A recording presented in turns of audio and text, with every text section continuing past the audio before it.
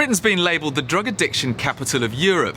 In 2012, illicit drug use was identified as one of the driving forces behind antisocial behaviour and criminal activity. But many of those sub-postmasters still haven't had the opportunity to sit down with the post office face to face and try and find out what's going on. And from a technology point of view, it's surprising that the post office are digging their heels in, because we all know that computers aren't 100% reliable. Yeah, they do make the point that millions of transactions are processed on these branch computer systems in post offices up and down the country every day.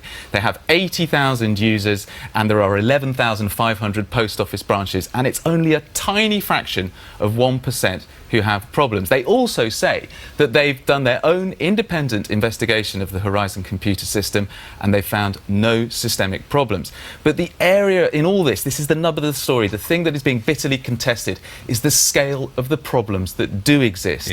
We do know there are problems, we just don't know how big they are. And the post office do know how many problems they have with Horizon, but they've never released that information. OK. Nick, thank you very much. The reason Shinganga was offering returns too good to be true was because he was a crook operating a fraudulent scheme which collapsed. He was sent to jail and the scheme's investors were left hundreds of thousands of pounds out of pocket. You going in there to try and rob something? No, I was going there just to look around, wasn't I?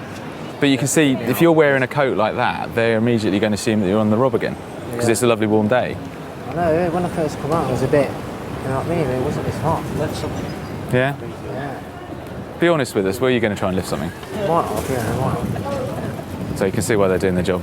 Yeah. All right, mate. The guys at Control have made exactly the right call. You might think a fool and their money are easily parted. After all, if something appears too good to be true, it usually is. But this isn't some pub scam we're talking about.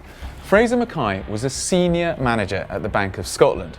For the victims we spoke to, he was the face of the bank and he was a figure of authority. His department's willingness to loan them money to invest in Dodd White was for them an endorsement of the scheme. Well, we've had no joy from the phone calls, the texts, the letters, all the emails that we've sent, so we're going to try the direct approach. I'm heading up to Chester, which is where Fraser Mackay retired to after he left the Bank of Scotland, and we're going to see if we can get some answers.